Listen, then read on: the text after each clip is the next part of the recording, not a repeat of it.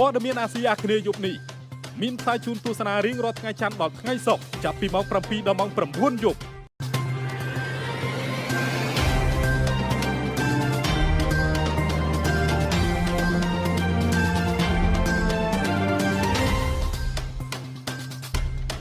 ព័ត៌មានអាស៊ីអាគ្នេយ៍យប់នេះមានផ្សាយជូនទស្សនារៀងរាល់ថ្ងៃច័ន្ទដល់ថ្ងៃសុក្រចាប់ពីម៉ោង 7 ដល់ម៉ោង 9 យប់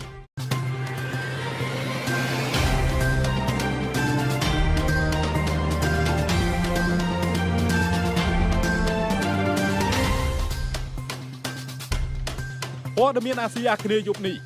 មានផ្សាយជូនទស្សនារៀងរាល់ថ្ងៃច័ន្ទដល់ថ្ងៃសុក្រចាប់ពីម៉ោង 7 ដល់ម៉ោង 9 យប់